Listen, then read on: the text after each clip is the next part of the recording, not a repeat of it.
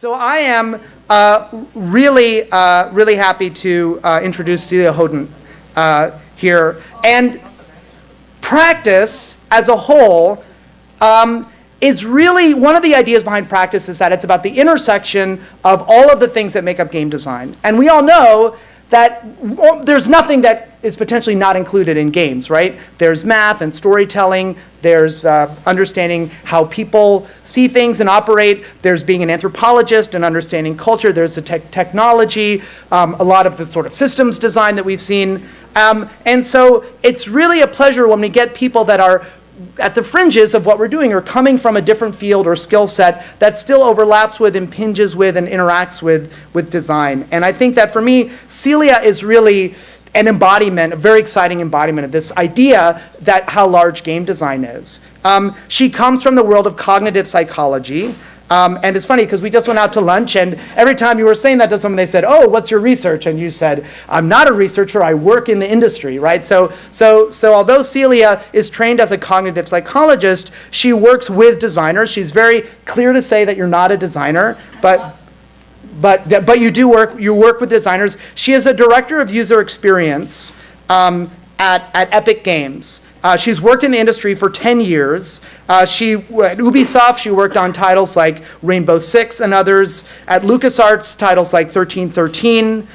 Now she's working at Paragon and Fortnite, which are the two big properties at Epic Games. So she has a lot of experience working with designers. I saw Celia first at the Game Developers Conference, giving an absolutely amazing talk about similar issues that we're going to see today, which is the interface between human cognition and psychology and interface design and game design. And what I found so amazing about it is that you take very complicated ideas and you make them extremely clear. Because what I think we're going to be doing with this talk is we're pivoting a little bit. We're a little bit reorienting things to the point of view of the player. So we've been hearing things a little bit more, I think. We had a player yesterday evening, an expert player. We've been hearing more sort of designer intention. How does a design or build a system, for example? But now Celia is a wonderful reminder that for her, the world begins and ends with a player in a sense. I hope I'm not misspeaking there. And beyond that kind of sensitivity to human experience in a player, what I also find so admirable about your work is that you share so much. So not only does Celia present at places like GDC and here, she organizes an entire conference, the UX Summit, the Game UX Summit, once a year, which is an entire event organized around this idea of game user experience. But then she has now started organizing at the GDC a Game UX Summit at the Game Developers Conference. So for me, what's always wonderful to find is not only someone who's brilliant, articulate, with a lot of great experience, but also so eager to share your knowledge and share ideas and grow ideas together. So please join me in warmly welcoming Celia to the stage. Thank you so much.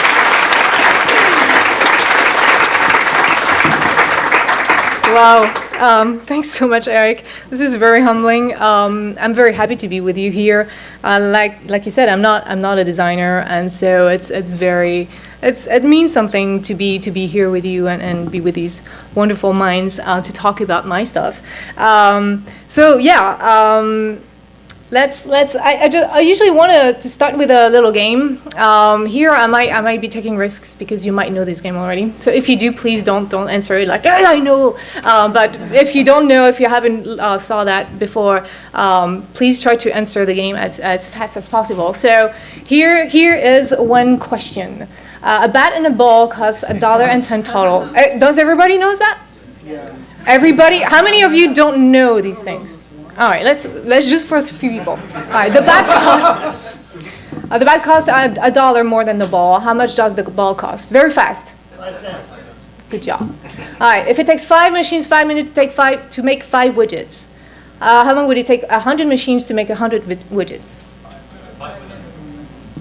In a lake, there's a patch of lily pads. Every day, the patch doubles in size. If it takes 48 days for the patch to cover the entire lake, how long would it take for the patch to cover half the lake? Good job. All right. So the thing is, and that's the reason why I'm taking risks here, because I know that you guys know these things, but 33% of people, so this is a research from Shane Frederick in 2005, 33 people missed all 3 questions. They say 10 cents, they say 100 minutes, and they say 24 days. And 83% of people missed at least 1 question.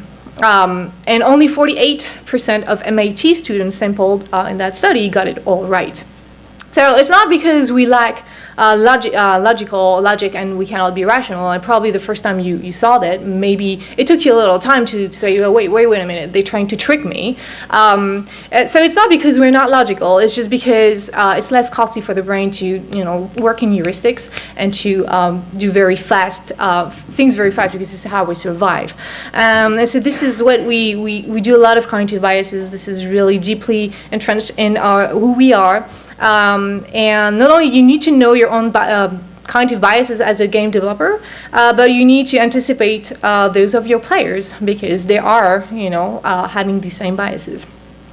You ask them to make hundreds of quick decisions for their own entertainment, so they will miss a bunch of things that you're trying to convey. And in the realm of free-to-play game, it can cost you a lot.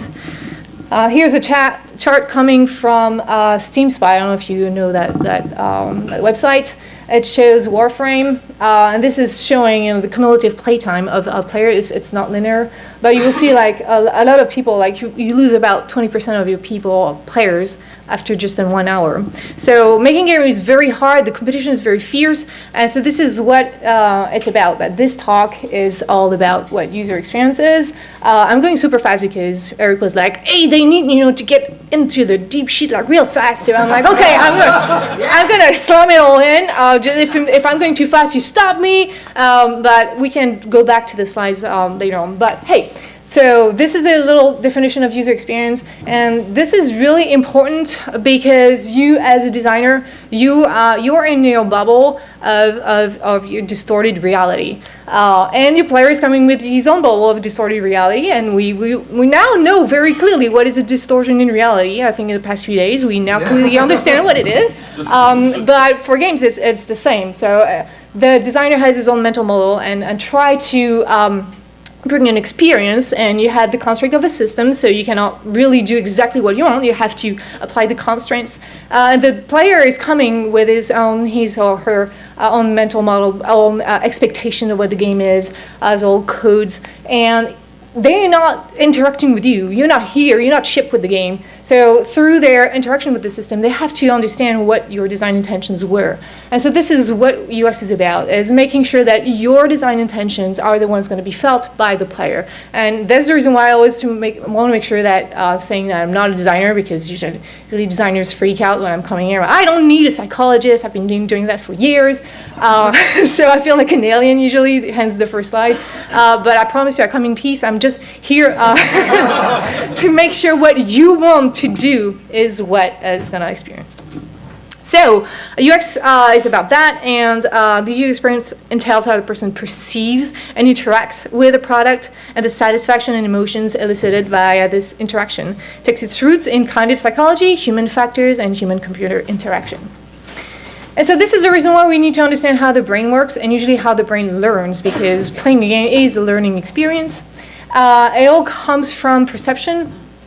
And during this process, this is highly simplified, by the way. When you were saying, like, I am making things very clear, I'm dumbing the shit down because it's so complex that you don't even, anyway. It's, the brain is not working in these buckets like that, but just for the sake of explanation, everything starts from perception, then it changes something in the memory of the player, and depending on multiple factors such as your attention, your level of attention and your emotion to do that task, or the motivation you have, is going to change the way you learn. And so this is really important to understand. You don't need to go like deep down the rabbit hole, but you need to at least understand the basics of how human cognition works, so you're not doing very simple errors, mistakes that you can avoid by knowing these things.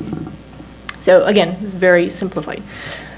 All right, let's start with perception. I'm going to go through it super fast and then give you concrete examples of what I do at Epic. So perception, it's not a passive window to the world. Information is organized through a 3-level process. I'm going to take the example of vision here, only because it's more visual, but it's the same thing with the other senses. It all starts with the senses, so really the basic physiology one, so it's sensation. If you look at the skies at night, it's all about the physics, the orientation, spatial frequency, brightness, if you look at the skies at night. But the brain likes meaningful patterns, like they want to see the spiral everywhere. We want to really make sense of the world, and we have heuristics, and we need to react super fast if the lion is going after you, so this is how we evolved to react, to see things very quickly, to react. And so we organize a visual field, and we try to find meaningful patterns, so in that case, a saucepan. And the last step is really, so that's beyond perception, but at some point you're gonna really get the access to semantics, what it is, the knowledge of it. So if you know really already about this constellation, you will recognize Ursa Major. And the thing is, a lot of people believe, it's really a bottom-up process. You start with sensation, perception, and then cognition. You recognize the thing. But in truth, is your cognition, your knowledge about the world is going to change the way you perceive things. And let me take a very clear example of that. What do you see here? Oh, right. Street Fighter. All right. How many of you see Street Fighter characters here? Yeah. All right. So here is what I'm talking about. We are very niche. We're 150 maybe. We are all in game design. We are all in the same sort of culture. We still only about half of the people perceive the Street Fighter characters when the others did not. So you have to realize that, because you as a designer, you come with your own knowledge, your own codes, and even if you're talking to a population that is really close to you, even then, they're probably not going to perceive the same thing. So imagine if you're doing a game for someone that's very different from you, like for a kid or for another demographic. And also, if you're colorblind, you don't give a shit about the slide. And you need to remember that about 10% of the population is colorblind. So we need also to take that into account. All right, so because the perception is the control of the mind, you need to have some rules, set of rules to understand it. Gestalt theory is one of these rules to understand human perception. I'm just going to talk one of these rules. This is the law of proximity. You don't perceive this, the pattern on the left as the same as on the right, just because the dots are the dots that are closer together, you perceive them as being in the same group. And this is something you can use a lot in the HUD. If you look, this is League of Legends, you see that the elements here, the ones that are closer together, you understand that the sword the 6 is actually related to the sword and not to the skull. So you don't need to put lines everywhere. This is actually more difficult to understand. But if you just put some space, you help the player to understand how to perceive this thing. So I'm going to move on very fast. Now I'm going to talk about. I'm trying. Now I'm going to talk about memory, because if you understand how memory works, you understand how learning works, and it's really at the core of everything. So how does it work? Again, it starts with the senses. So we have something called sensory memory. It's part of perception. This is what makes you see a movie just like one continuous thing. It's persistence of vision is part of sensory memory. But if you don't really pay attention, you don't really process the information.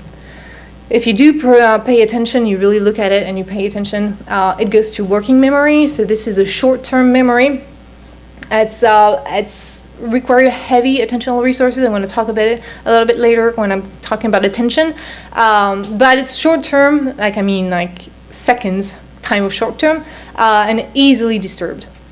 And then the last part of memory is long-term memory. We, as of now, we don't really know the limits of human memory. So it is unlimited in time and space. I'm sure there's some sort of limitation at some point, but it's not like a computer. Like if you learn tons of shit, you need to erase some other shit. It doesn't work like that in the brain. By the way, the brain doesn't work like a computer. A lot of people use that analogy, but we know now that it's not. We don't work that way. So, knowing that, we do forget about a lot of stuff. Thank God, because otherwise it would be too complicated. But the sensory and working memory is all about how we encode the information, and long-term is the storage of information. And when you remember something, you put back into your working memory something that was stored in your brain. But we do remember a lot of stuff because we're under what we call the forgetting curve. This is a long time ago. That was from Hemingway's from the 19th century. What he did, like he used a lot of what we call pseudo word. It's a word that could exist, but you can pronounce it, but it doesn't exist in your language. So there's no familiarity effect on that. And they asked people to try to remember, I think it was like 20 words, and they had to learn all their words until they knew them all. And then he just made the variation of when you would have to recall the words.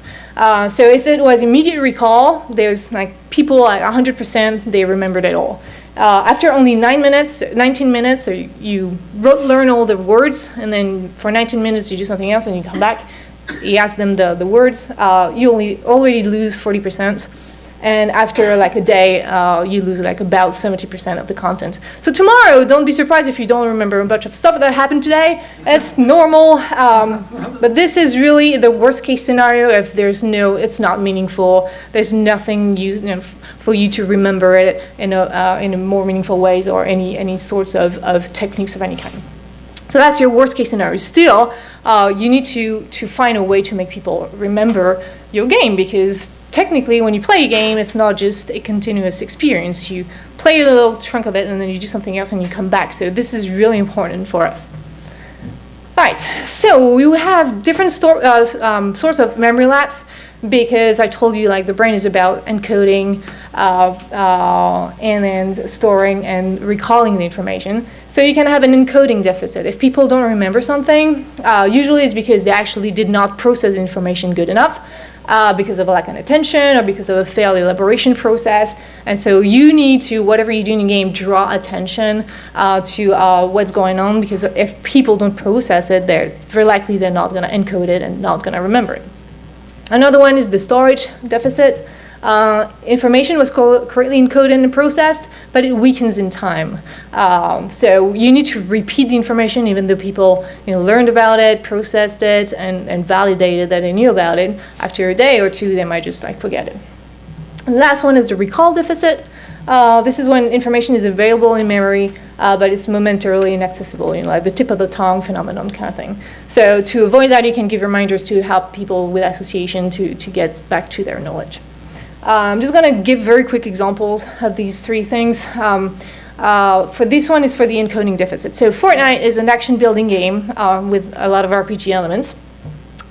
And so one of the things in Fortnite, it's by design, you cannot repair weapons. It's a systemic design. And so there's a lot of systems in the game, and the designers want you to craft, to get ingredients and to craft. And so they don't want you to be able to repair weapons.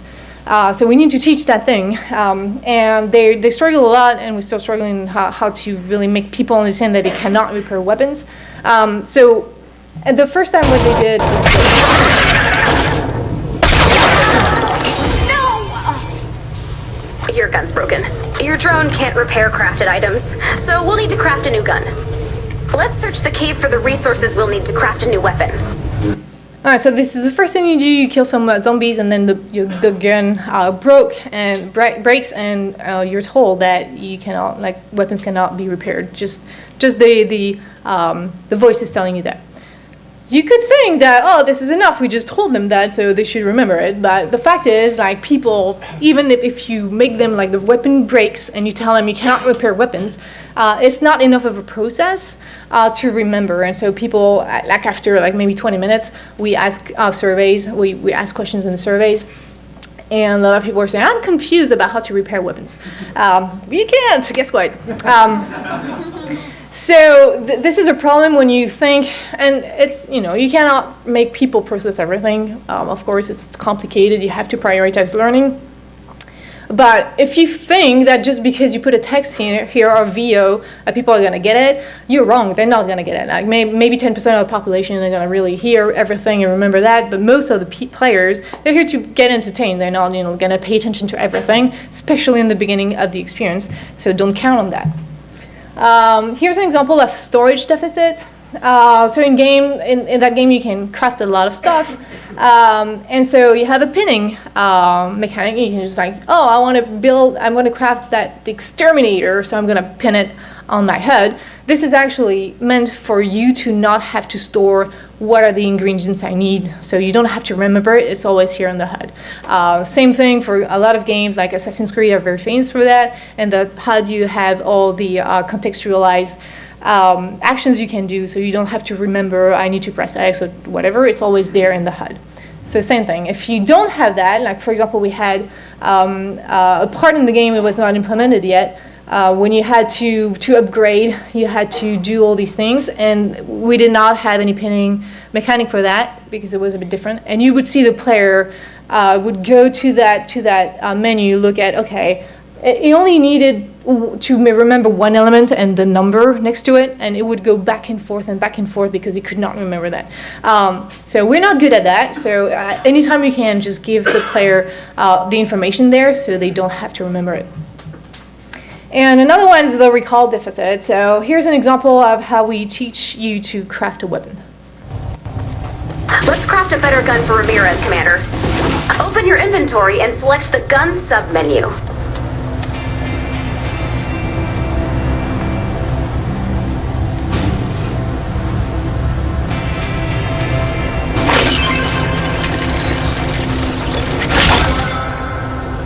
That's some great crafting! So in theory, this is the best way to teach something to someone. You give them a problem and you let them figure it out. And then once they figure it out, they have to act on it, and then you give them reinforcing information. Yeah, good job. So in theory, that's a good way to teach people. By the way, all the stuff I'm showing you, this is from probably a year ago. These are all footage from playtest sessions, so it's very low quality because we don't record them in HD, and also so it's very old. So yeah, now it's more beautiful, because, right? Okay. And so we teach the player how to craft a weapon, and then we throw them in another mission. And well, for some weird reason that designers only know, we remove all their stuff. We fixed that part now. But the player had to recraft a bunch of things. So that's probably like 10 to 15 minutes later is to another mission, and he lost a bunch of things, so he doesn't have his weapon. I say he because in that particular case is the guy playing. But be careful. While it's in flux, your outpost is vulnerable to attack, so be ready to defend it. So we're telling him, be ready to defend it. The guy only have a stick. We give him ingredients.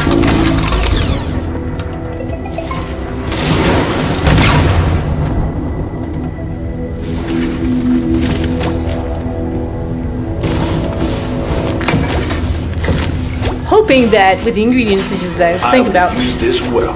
I'm going to use this well.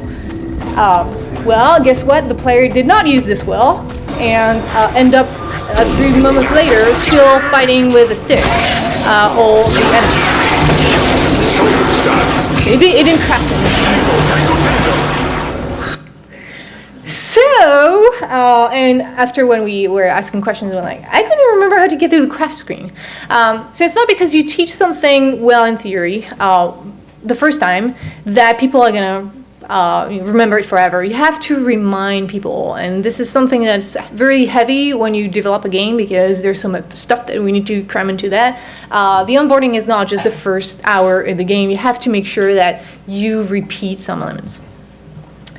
All right, now the last part is the influencing factors. I'm only going to talk about attention here because well, actually, yeah, I'm going to talk about motivation a bit later, but right now I'm just going to talk about attention because it's really, really important to realize how lousy we are in terms of attention.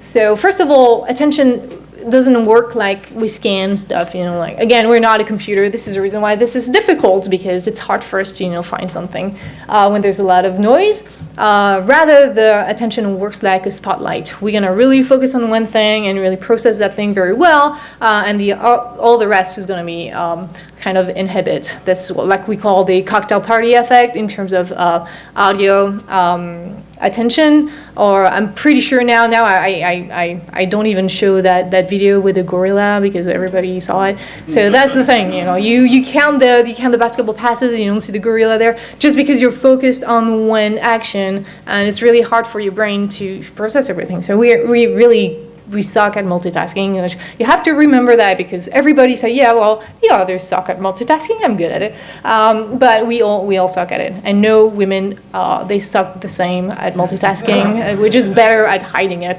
It's just different. So we don't multitask very well. This is an example from Perion. So again, this is an old footage. That's probably from the beginning of the year. And so in Perion, this is a MOBA. And when you level up, you have these abilities, and you need to upgrade the ability that you prefer. In the first minutes of the game, you need, the designers want them to upgrade once, so they know that they have to upgrade, and so they've been trying to highlight the thing, hey, to draw attention to, you have cool shit like to unlock here, you need to do it. The beginning it was really small, it was pulsing, like you see, you had that whole thing going on, and look at what the player does at the very beginning. So is the first time he plays Paragon, and this is what he's doing.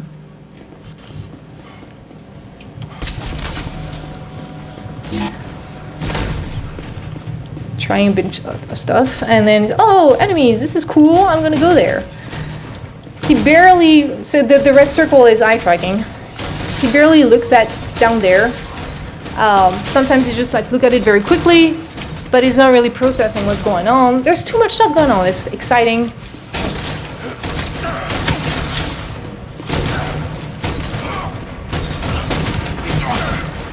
There's another enemy, look at that, I'm gonna get him. But so he's screwing himself, because by not upgrading, he cannot use any abilities, so it's going to be harder for him.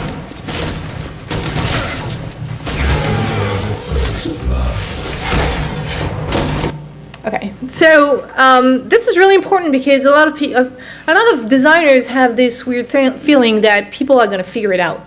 They're gamers, I figure it out, but it's not true, and you have to be very motivated to figure it out by yourself, and most people are not motivated to figure it out. They're just motivated to have fun, and if you cannot really convey all the things really quickly, they're gonna stop playing, and of course some players are gonna figure it out, but if your goal is to not become broke at the end of the day, you have to make sure that most people get it. And in that particular thing, we of course we gather analytics, and the analytics team looked at all the factors that could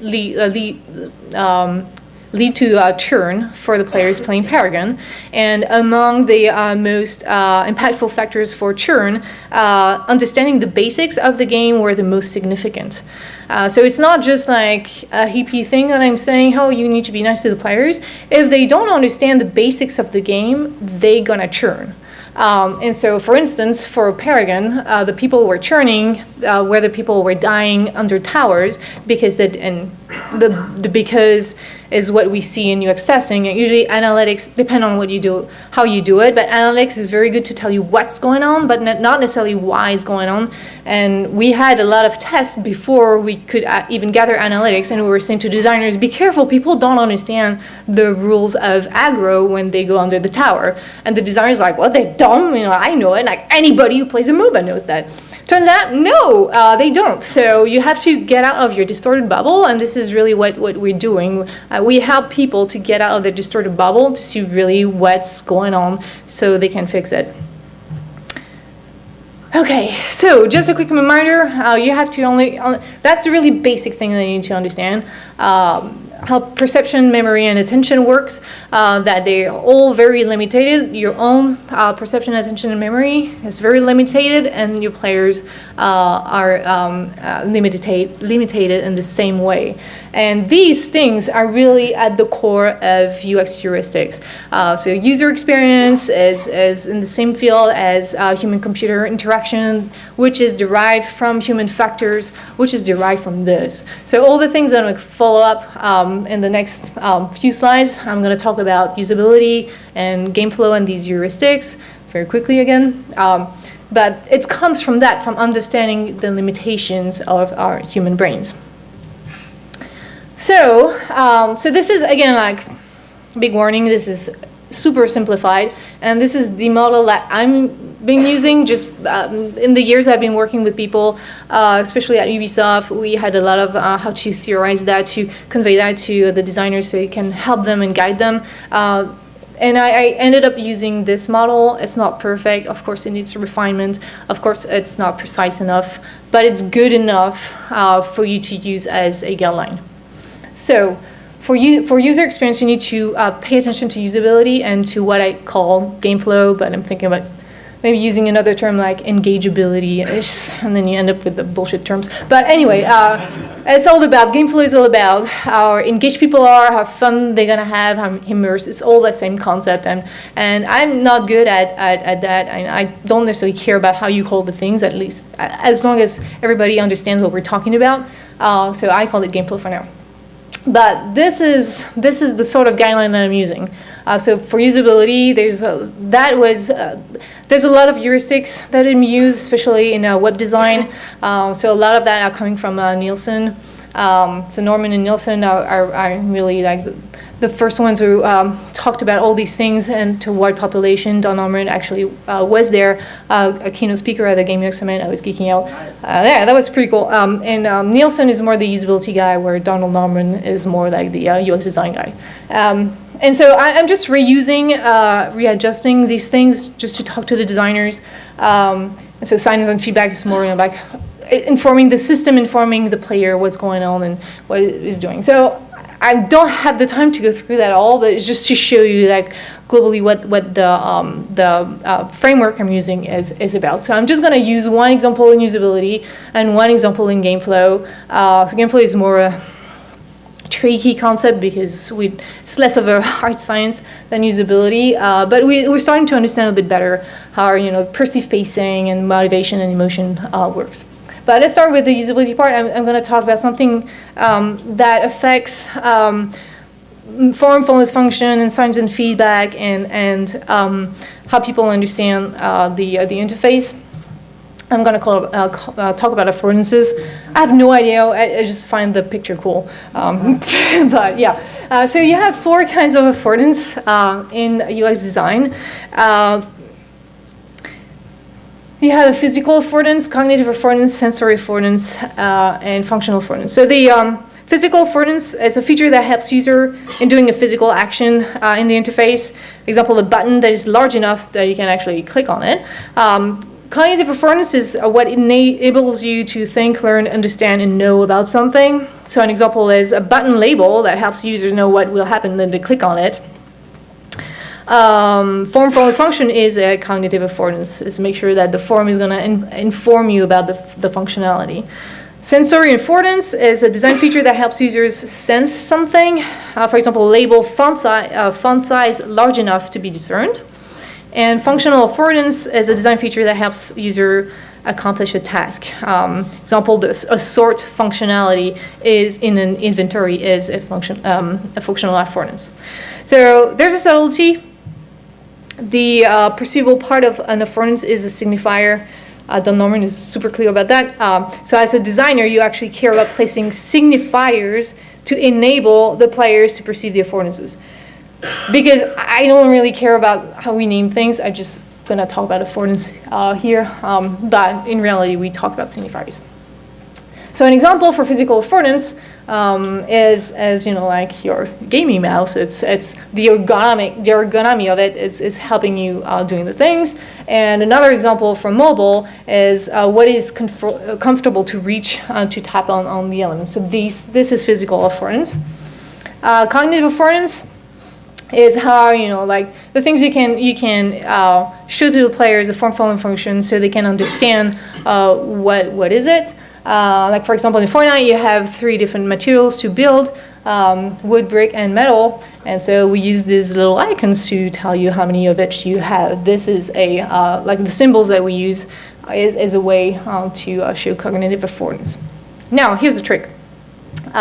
Cognitive affordance is awesome if you have form, following function in the game. It's actually the more intuitive. That's when we say it's intuitive. What we mean is that the form of the thing is telling you about the function, so you don't really need to learn about it, and you don't need to remember it because it's always here. So if you have this, you're all good, because then you save in tutorials, you save in all the memory stuff. So you really want to have that in your game. But now you have to be careful with the false affordance, because this is really tricky. Here's an example in Fortnite. In Fortnite, you have harvesting tools to harvest the elements in the world, and then you have guns and melee weapons that are just like here to deal damage to enemies. Because of the how they developed Fortnite and all the iterations that came through, which I'm not going to really talk about, only the pickaxe and the stick and the pickaxe are good tools for harvesting. All the other tools are actually good for meleeing enemies. We came to that for many different reasons. We can talk about it in the Q&A. But it turns out, as now, if you have an axe, it's actually not good to chop off trees, which is weird, because in real life, this is what you do. And so they end up with a tool in the game that looks like, oh, I can use that on trees, I know what the game designer was trying to tell me. Now I'm going to try to harvest a tree with that. Turns out it's not efficient. So you need to pay attention to that. And in that case, the only thing that we could do is just remove the axe. There's no way you can teach the player to ignore something that is true in his life to make it work in your game. This is another example. This is from Fortnite 2014. So it was very, very early iteration. That's more for artists.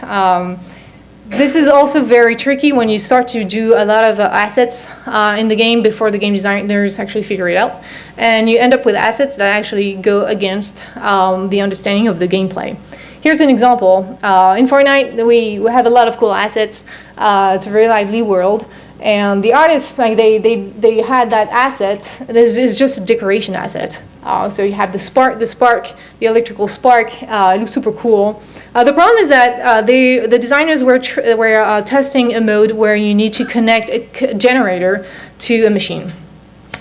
And so the generator looks like a generator, but some players just saw this and thought, oh, that must be a generator. It has an electric spark. I understand what the game designer was trying to explain to me. We all do that. We all try to do something that we think the designers put there, but it's actually not working. And so this is what happened then. So this is during a playtest session. They were playing with it's a co-op game, so 4 players were playing, and they desperately try to connect that thing that doesn't do anything, is just a decoration asset, to the machine.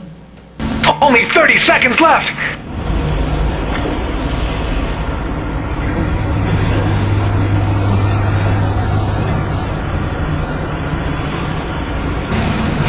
Another day, another dollar. Let's get to it, guys. Anybody, can you make a power connector? And they have to craft the connectors. Try to put it where all these nodes I have placed are, beside these transformers. And then this must work.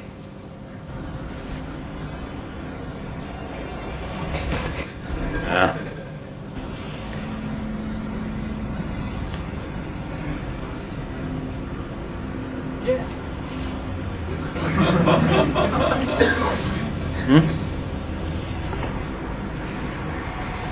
And so they were trying to connect it to the machine. And to them, they're like, what the heck? This should work, right? And so you have to be very careful, because art is super cool, and you need art to really put the player to help the player to be immersed in the world. It can convey multiple things, but sometimes it can go against with gameplay, and this is where you end up in deep trouble, because they took 15 minutes to figure that out.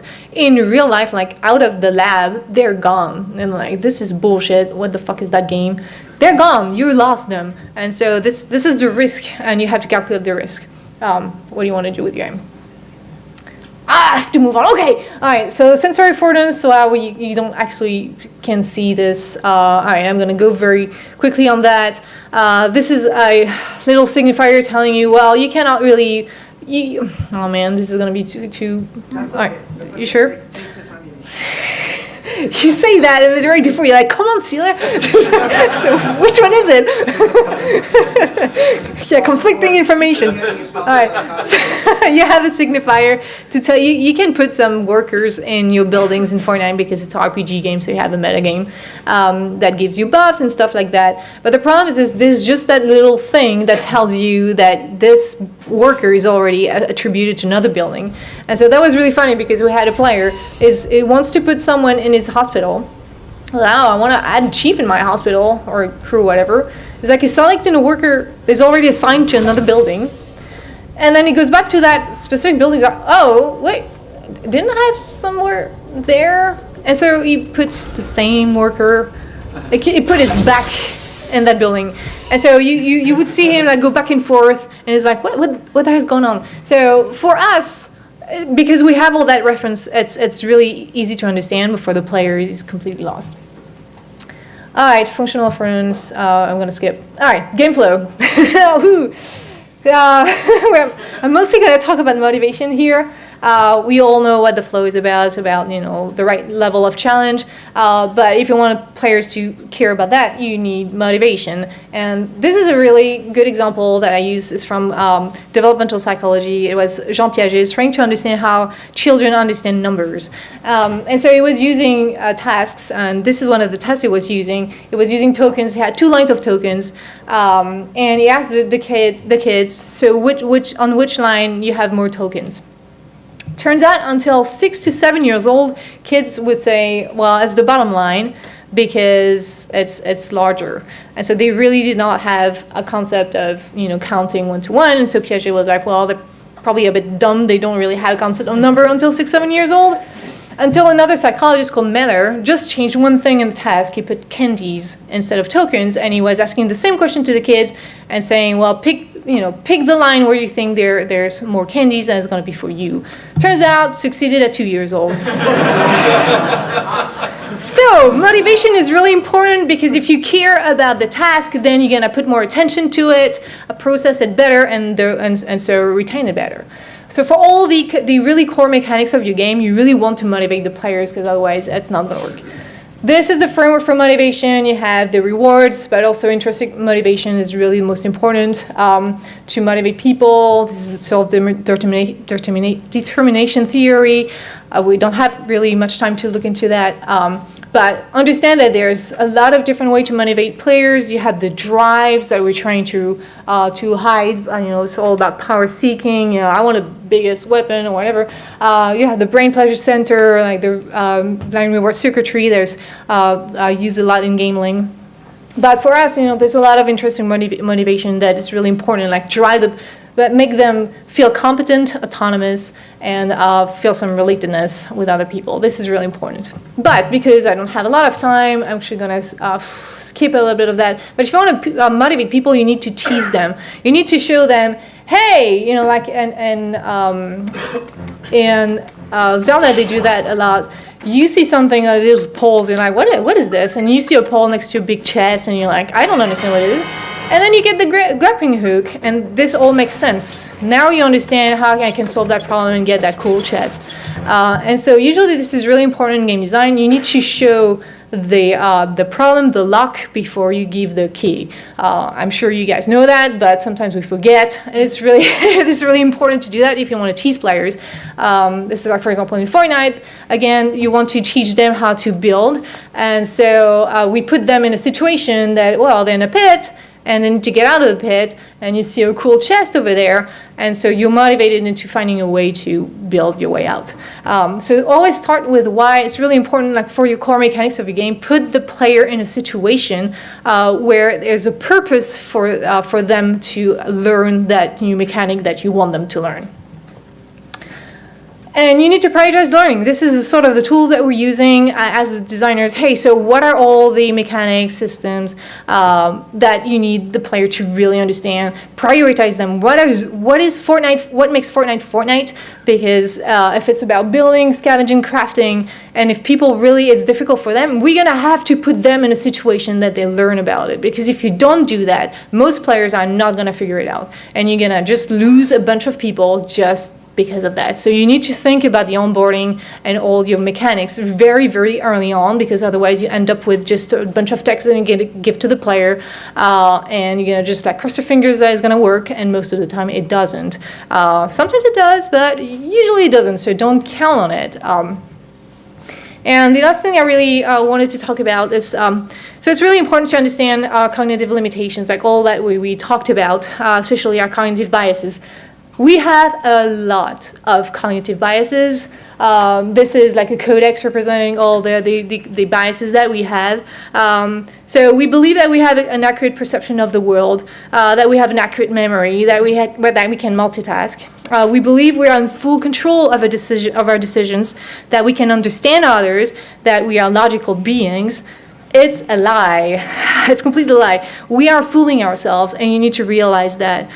It has a very dramatic impact in social media, for example, where clickbait is king, in our relationships, and of course in politics, where it impacts opinions and votes.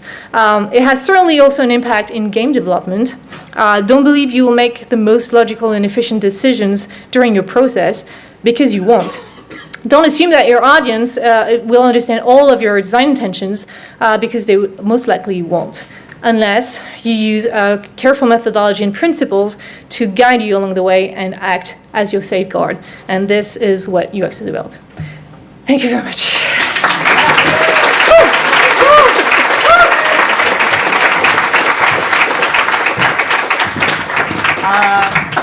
This is for you. We're Thank you. running over a little bit, but we have time. Sorry. It was. I started late though. It's not. No, we did Totally start my late. fault. No, we did start late, and that has nothing to do with you. And it was painful to tell you to move forward, because every drop of information that you were that you were giving us was amazing. I thought what was so interesting was how, in a lot of ways, you brought it back to Vi's talk, which is really in understanding how the human mind works, we understand ourselves better. So that there's this idea of, as you say, bursting out of our bubble, which is a term that Vi used, and game design is, as we understand players, we understand ourselves. I'll ask you one quick focus question, and then we'll have maybe just a couple quick ones from the audience. There's a tension in what you're telling us, because you said a few times that you want to put the players in a situation where they're using something, they have to do something, and I think you said theoretically when you're making use of knowledge, that's the best way of learning. But you also said if there's too much going on, if it's not focused, if it's not simple. So the sandbox style of learning is sort of you're in the environment and the player it's a little more self-guided, or at least player-driven, and because they're driving it, they're really using the knowledge.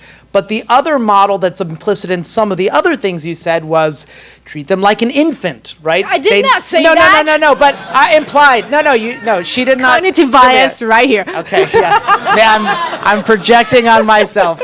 I just want to cuddle up in the design of whatever. Let's move on. So my point is that there's also things that you're saying that simplify things for the player, right? Like, don't give them too much information, don't confuse them, So how do we resolve that? Is that just a tension in design, or do you feel like it usually designers fall too far on one side than the other? I mean, designers will. We have to ship a game in a very limited time and a lot of constraints. So it's very tempting to just like throw it all out and then, well, they're going to figure it out. Think about when you have to teach someone something. Think about how it was for you to learn how to drive. At the beginning, it was difficult. You had to really think about how you were doing, like how do you coordinate all your movements. But once you know how to drive, then people can talk to you, you can listen to music, you can do something else. Once a thing that you learned becomes automatic, you can actually draw your attention and put your resources someplace else. The cognitive load theory is all about that. If you're learning something new, it's going to ask you a lot of your cognitive resources. So if this element is really important to your game, you really want the player to just treat that information. Once they have it, then you can make it more complex and add another ingredient and just combine, like teach them something else and then combine and then So move it's on. really, it's especially at the beginning of the learning curve, keeping things simple and not assuming that, making the implicit assumption that the player knows what we know. Yep. Why don't we do this? Steve, why don't you start setting up, or Matt, if you want to help Steve start setting up his laptop, they'll take care of it, Celia, and then we'll take a couple quick ones from the audience. Yeah. Hi, a follow-up on this one. Do you think, is there room or is there something being done on some adaptive cognitive curve? So you're talking about, because if we think about diversity of players and where they come from and what their references are, some of them they know how to drive, and they come to your game and they go like, oh, I know how gears work. Yep. And some of them don't. And so you need to kind of adjust for that or allow for the ones Right. with the mind So movement. I'm going to repeat for the camera audio. So how do we adjust for players already knowing how to drive, in a Yeah. sense? So this is the reason why it's really important to know your audience, who you're after. If you're making a game that is really meant to a wide audience, you're gonna have to make concessions. The thing is, a lot of gamers, they say they're pissed off by going through a tutorial because they hate tutorial. Turns out, if your tutorial is good enough, if you craft it in a way that it's embedded in the experience, that doesn't feel like I'm teaching you something, they're not going to mind. And it's going to help the other players that don't know about that to understand it.